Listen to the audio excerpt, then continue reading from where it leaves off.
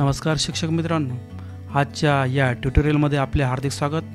आजच्या आपल्या ट्युटोरियलचा विषय आहे दीक्षा ॲप। दीक्षा ॲपचा वापर, दीक्षा ॲपचे रजिस्ट्रेशन आणि दीक्षा ॲप कसे इन्स्टॉल करावे ते आज आपण बघणार आहोत। सर्वप्रथम आपल्या स्मार्टफोनमधील गुगल प्ले स्टोअरला आपण जायचं आहे। गुगल प्ले स्टोअरवरती गेल्यानंतर सर्च बारमध्ये आपण दीक्षा ॲप असे टाईप करायचे आहेत। दीक्षा ॲप असे टाईप केल्यानंतर आपल्याला दीक्षा प्लॅटफॉर्म फॉर स्कूल एज्युकेशन असे ॲपचं नाव दिसेल, त्याचा लोगो दिसेल। आता मी माझ्या स्मार्टफोनमध्ये ते आधीच इन्स्टॉल केलेलं असल्यामुळं या ठिकाणी ते मी आता ओपन करून दाखवत आहेत। मी ओपन ह्या टॅबला क्लिक करतो। ओपन टॅबला क्लिक केल्यानंतर पुढील प्रकारची स्क्रीन आपल्याला मोबाईलवरती दिसेल। यामध्ये आपल्याला सर्वप्रथम welcome to DIKSHA, choose your preferred language असं म्हटलेलं आहे। आपण महाराष्ट्रातील आणि आपले शिक्षणाचे माध्यम मराठी असल्यामुळं आपण मराठी ही भाषा सिलेक्ट करूया आणि पुढे जाऊया। सर्वात खाली पुढे ही टॅब आहेत, त्यावर क्लिक करूया। यावरती क्लिक केल्यानंतर पुढील प्रकारची स्क्रीन मोबाईलवरती दिसेल।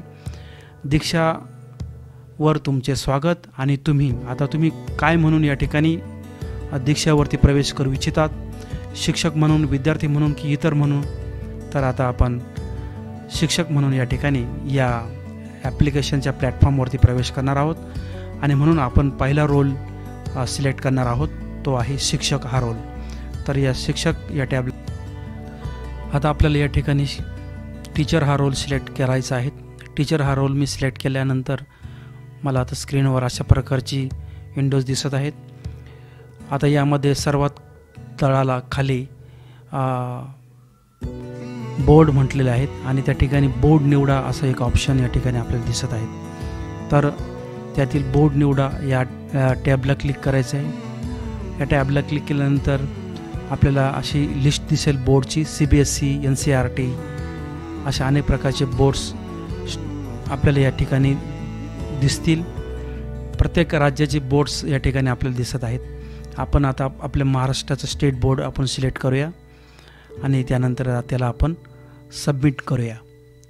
सबमिट करा या टॅबला क्लिक केल्यानंतर आपल्याला आपल्या मोबाईलवरती पुढील प्रकारची स्क्रीन दिसेल। यामध्ये आता आपले बोर्ड सिलेक्ट झालेले आहेत। आता आपल्याला दुसरा पर्याय निवडायचा आहे, तो आहे माध्यम। बघा, स्टेट महाराष्ट्र बोर्ड आहे या ठिकाणी आपण सिलेक्ट केलेलं आहे।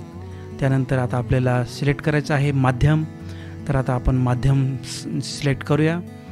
यामध्ये इंग्लिश, बंगाली वगैरे प्रत्येक प्रादेशिक भाषेचे माध्यम आहेत। मराठीला टिक करूया आणि त्यानंतर सर्वात खाली उजवीकडील सबमिट करा ह्या टॅबला क्लिक करूया।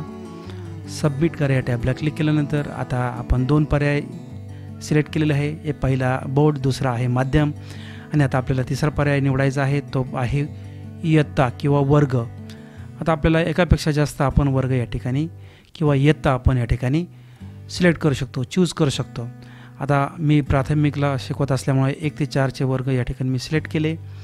अशा पद्धतीने आता हे 3 पर्याय आपण निवडलेले आहेत। आता सर्वात खाली पुढे या टॅबला आपण क्लिक करायचं आहे। पुढे या टॅबला क्लिक केल्यानंतर आपल्याला आपल्या मोबाईलच्या स्क्रीनवरती पुढील प्रकारची विंडोज दिसेल। यामध्ये आता आपल्याला आपले लोकेशन या ठिकाणी आपल्याला सिलेक्ट करायचे आहेत। सर्वप्रथम यामध्ये आपल्याला राज्य आणि त्यानंतर जिल्हा अशा क्रमाने आपले स्थान आपण या ठिकाणी सिलेक्ट करायचे आहेत। आपले राज्य महाराष्ट्र आणि म्हणून आपण महाराष्ट्र या सिलेक्ट करूया आणि त्यानंतर सबमिट करूया। अशा पद्धतीने आपले राज्य निवडल्यानंतर आपल्याला आता जिल्हा निवडायचा आहे। आपला जिल्हा नाशिक आणि म्हणून आपण या लिस्टमधून नाशिक जिल्हा सिलेक्ट करूया आणि नाशिक जिल्हा सिलेक्ट केल्यानंतर तो सबमिट करूया।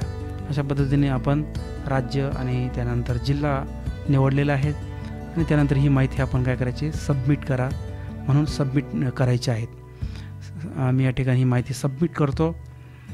त्यानंतर अशा पद्धतीने एक पॉपअप विंडोज ओपन झालेली, त्या विंडोजला मी आता या ठिकाणी स्किप करतो आता आपण दीक्षाच्या प्लॅटफॉर्मवरती आलेलो आहोत. आपला या ठिकाणी दीक्षा प्लॅटफॉर्मवरती प्रवेश झालेला आहे. परंतु हा आपला जो प्रवेश आहे तो पूर्ण प्रवेश नाही, कारण की आपण डायरेक्टली या ठिकाणी इंटर झालेलो आहोत. परंतु जर आपल्याला पूर्ण प्रवेश हवा असेल तर आपल्याला या ठिकाणी रजिस्ट्रेशन करावं लागेल आणि त्यासाठी सर्वात तळाशी उजवीकडील प्रोफाईल या टॅबला क्लिक करायचं आहे. प्रोफाईल या टॅबला क्लिक केल्यानंतर पुढील प्रकारचे स्क्रीन दिसेल. यामध्ये आपल्याला वरती गेस्ट 1 असे दिसत आहेत. आपण अद्याप रजिस्ट्रेशन केलेले नसल्यामुळे आपल्याला गेस्ट 1 असे या ठिकाणी दिसत आहेत. ज्यावेळेस आपण आपले दीक्षा प्लॅटफॉर्मवरती रजिस्ट्रेशन करू त्यानंतर आपल्याला आपले नाव आणि इतर माहिती शो होईल. तर आता आपण फक्त गेस्ट म्हणून या ठिकाणी इंटर झालेलो आहोत, प्रवेश झालेला आहे आपला या दीक्षा ॲप्लिकेशनवरती. शिक्षक म्हणून आपल्याला या ठिकाणी आपले रजिस्ट्रेशन करायचे आहेत. तर आता रजिस्ट्रेशन कसे करायचे हे आपण बघूया. आता आपण खाली आल्यानंतर या ठिकाणी आपल्याला दीक्षाला पूर्ण प्रवेश मिळावा असं या ठिकाणी दिसत आहेत आणि त्यानंतर आपल्याला लॉग इन करा अशी टॅब या ठिकाणी शो होत आहेत. लॉग इन करा या टॅबला आता आपण क्लिक करूया. लॉग इन या टॅबला क्लिक केल्यानंतर आपल्याला आपल्या मोबाईलच्या स्क्रीनवरती अशा पुढील प्रकारचे विंडोज दिसेल, इंटरफेस दिसेल. वेलकम टू दीक्षा आणि त्यानंतर लॉग इन म्हटलेलं आहे आणि त्याखाली inter email address, mobile number. आता आपल्याला लॉग इन होण्यासाठी मोबाईल नंबर आणि किंवा आपला ईमेल ॲड्रेस आणि त्याचबरोबर पासवर्ड इंटर करावा लागतो. त्यानंतर आपण लॉग इन होतो. परंतु आपण अद्यापही रजिस्ट्रेशन केलेलं नसल्यामुळे आपण काही या ठिकाणी आता लॉग इन होऊ शकत नाही. यासाठी आपल्याला काय करावं लागेल तर आता आपल्याला रजिस्टर करावं लागेल आणि म्हणून लॉग इन या टॅबच्या खाली डोंट हॅव ॲन अकाउंट असं म्हटलेलं आहे आणि त्यापुढे रजिस्टर हिअर असे लिंक दिसत आहेत. तर आता आपल्याला रजिस्टर हिअर या लिंकला क्लिक करायचं आहे. रजिस्टर हिअर या लिंकला क्लिक केल्यानंतर आपल्याला आपल्या मोबाईलच्या स्क्रीनवरती पुढील प्रकारची विंडोज दिसेल. यामध्ये आपल्याला आता सर्वप्रथम सिलेक्ट इयर ऑफ बर्थ असं म्हटलेलं आहे. मी माझ्या जन्माचं वर्ष या ठिकाणी सिलेक्ट करतो. जन्माचे वर्ष सिलेक्ट केल्यानंतर मी या ठिकाणी माझे नाव टाईप करतो. आता मी माझे पूर्ण नाव या ठिकाणी टाईप करत आहेत. माझे पूर्ण नाव टाईप केल्यानंतर पुढे आपल्याला इंटर मोबाईल नंबर और ईमेल ॲड्रेस असं या ठिकाणी शो होत आहेत. म्हणजे आपण या ठिकाणी आता आपला मोबाईल क्रमांक किंवा आपला ईमेल ॲड्रेस टाईप करायचा आहे. दोन्हीपैकी कोणताही एक पर्याय आपण निवडू शकतो. आपण जर मोबाईल क्रमांक हा पर्याय निवडला तर आपल्या मोबाईल क्रमांकावरती SMS द्वारे आपल्याला OTP येईल. तो OTP त्यानंतर आपल्याला इंटर करावा लागेल. आणि ईमेल ॲड्रेस हा पर्याय जर आपण सिलेक्ट केला तर आपल्या ईमेल ॲड्रेसवरती आपल्याला OTP येईल. तो आपल्याला या ठिकाणी इंटर करावा लागेल. मी मोबाईल नंबर हा पर्याय निवडलेला आहे. आता या ठिकाणी माझा 10 अंकी मोबाईल क्रमांक जो सध्याच मी वापरत आहे तो या ठिकाणी इंटर करतो. मोबाईल नंबर इंटर केल्यानंतर आता पुढील माहिती आपल्याला द्यायची आहे आणि ती आहे पासवर्ड आहे. नवीन पासवर्ड तयार करायचा आहे. आता मी एक नवीन पासवर्ड या ठिकाणी तयार करतो. पासवर्ड आपण क्रिएट केल्यानंतर परत तो पासवर्ड या कन्फर्म पासवर्ड म्हणून आपण रिटाईप करायचा आहे. मी माझा पासवर्ड कन्फर्म पासवर्डमध्ये रिटाईप केलेला आहे. त्यानंतर टर्म अँड कंडिशन याला टिक करायचं आहे.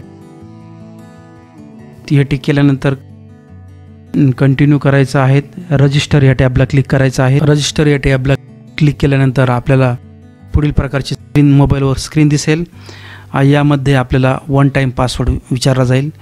आता 1 टाईम पासवर्ड आपल्या मोबाईलवरती SMS द्वारे येतो. हा आता बघा माझ्या मोबाईलवरती 1 टाईम पासवर्ड आलेला आहे आणि हा 1 टाईम पासवर्ड या ठिकाणी मी इंटर करतो. 1 टाईम पासवर्ड इंटर केल्यानंतर सबमिट टॅबला क्लिक करायचं आहे. सबमिट टॅबला क्लिक केल्यानंतर आपल्याला पुढील प्रकारची स्क्रीन दिसेल. यामध्ये verification successful, log in to continue असं म्हटलेलं आहे.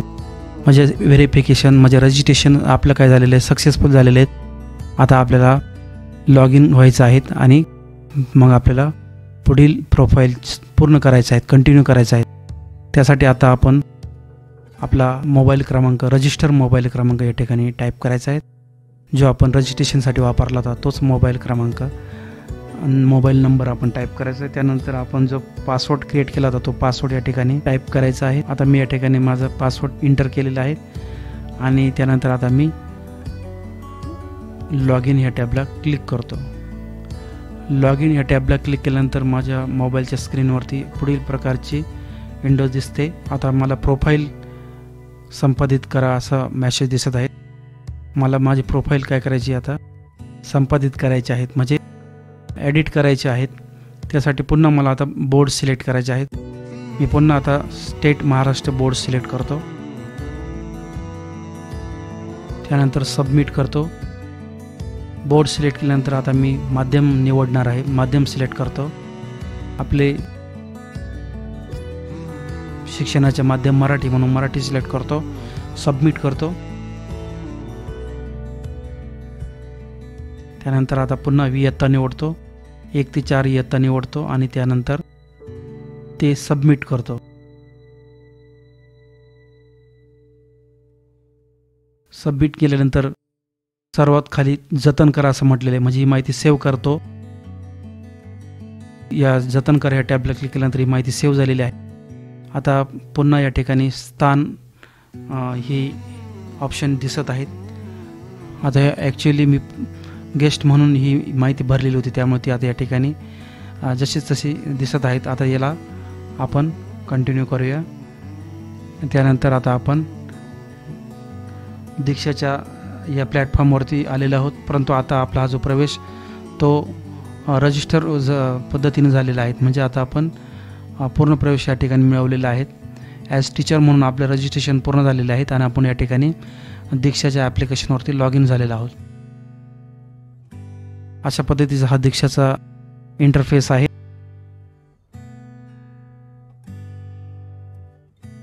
सर्वात शेवटी खाली उजवीकडे प्रोफाईल आहेत। आता ही प्रोफाईलमध्ये माझे नाव, त्यानंतर मोबाईल क्रमांक आणि मी निवडलेले बोर्ड्स, माध्यम आणि वर्ग हे सगळे या ठिकाणी दिसत आहेत। ही सर्व माहिती या ठिकाणी दिसत आहेत। तळाला डावीकडे आपल्याला काही टॅब दिसत आहे, त्याच्यामध्ये संग्रह, कोर्सेस, डाउनलोड आणि प्रोफाईल अशा काही टॅब आहेत। त्यानंतर त्याच्या मध्यभागी QR कोड स्कॅनर दिसत आहेत, म्हणजे पाठ्यपुस्तकातील कोड स्कॅन करण्यासाठी हा स्कॅनर वापरला जातो। त्यानंतर आपल्याला वरती डावीकडे 3 रेषा दिसतात, त्यांना क्लिक केल्यानंतर आपले नाव या ठिकाणी दिसेल। त्यानंतर वापरकर्ता जोडा, आपण या ठिकाणी अजूनही काही वापरकर्ते म्हणजेच युजर जोडू शकतो। विद्यार्थी किंवा आपले पाल्य या ठिकाणी आपण जोडू शकतो, त्यांना या ठिकाणी जॉईन करू शकतो। त्यानंतर काही या ठिकाणी मेनू या ठिकाणी आपल्याला दिसत आहेत। थीम आपण चेंज करू शकतो आपल्या प्रोफाईलची। त्यानंतर गुगल ट्रान्सलेशनचं आहे, गुगल ट्रान्सलेटर आहे, सेटिंग्स आहेत। सेटिंगमध्ये आपल्याला पुढील सेटिंग मिळतात। याच्यामध्ये 3 ऑप्शन आहेत, डेटा सिंक, परवानगी। आता परवानगीमध्ये आपल्याला काही परवानगी द्यायच्या असतात, तर यामध्ये कॅमेऱ्याची परवानगी आहे, फाईल मॅनेजरची परवानगी आहे आणि तिसरी परवानगी आहे मायक्रोफोनची परवानगी आहे।